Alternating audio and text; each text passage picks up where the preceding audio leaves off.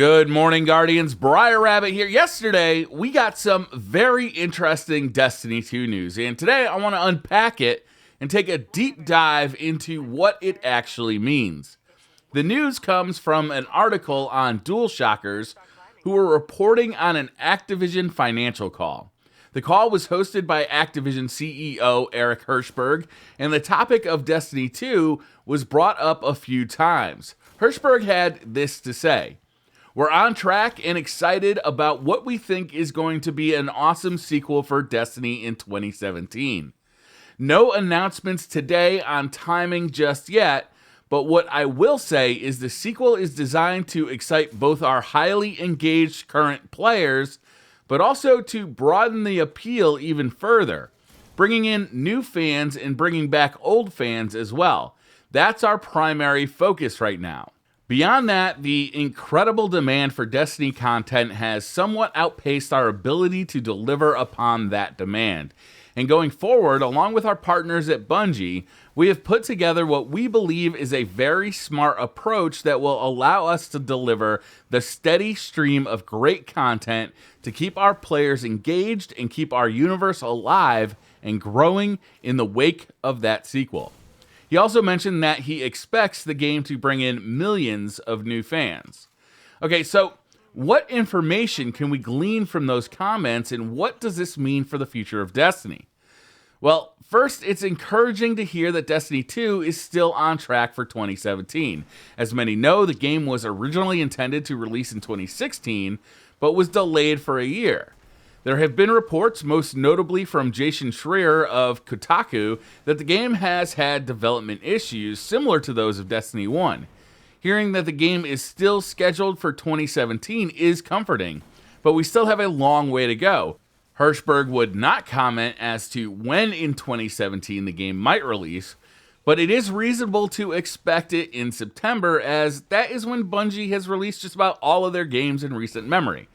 So, assuming a September 2017 release date, that gives Bungie more than 10 months to finish work on the game. A lot could go wrong in that time, but considering the enormous success of The Taken King and the reorganization of Bungie to promote those responsible for that expansion, we can hope that Destiny 2 is in good hands. Hirshberg goes on to talk about the appeal of Destiny 2 and how he expects it to excite current fans and bring in new fans as well. Now, of course, he has to say this, and he probably believes it. Bungie is certainly not going to attempt to make Destiny 2 appeal to fewer players. Based on previous leaks of information, we can expect character resets and bigger and more rich worlds to explore. These would certainly appeal to new players who wouldn't want to buy Destiny 2 and feel like they are already behind the 8 ball because they didn't play Destiny 1.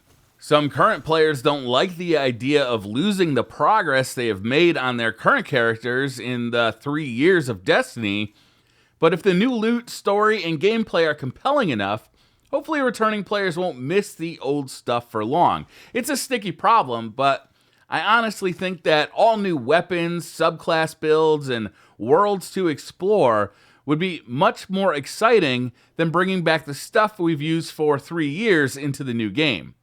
Activision went on to acknowledge that Bungie has not been able to keep up with the demand for new content that players have, and says they have put together what we believe is a very smart approach that will allow us to deliver the steady stream of great content to keep our players engaged and keep our universe alive and growing in the wake of that sequel.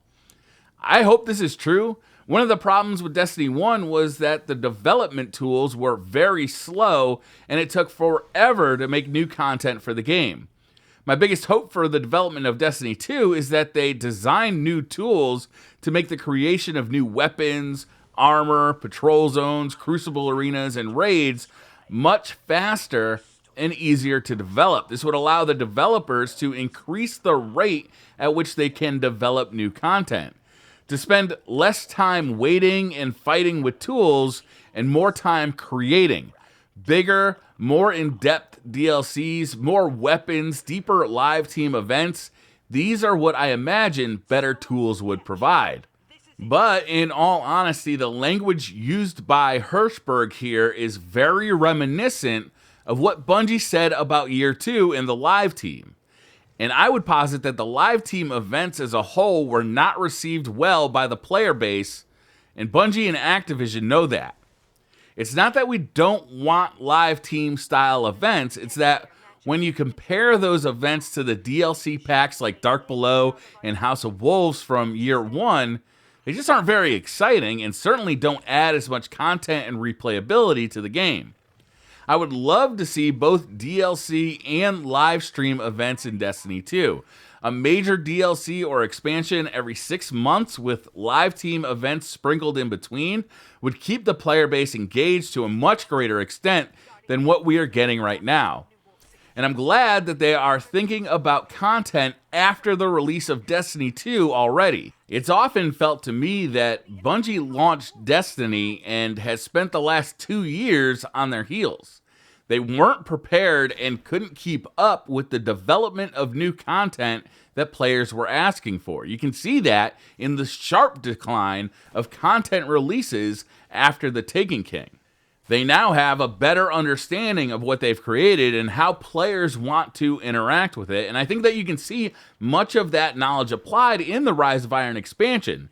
But with Destiny 2, they have a chance to develop from the ground up with that new information, and hopefully they take advantage of it. So that's going to do it for this video, guys. Thank you very much for watching. Hit that like button if you liked the video. Hit subscribe if you're new to the channel, and I'll see you guys next time.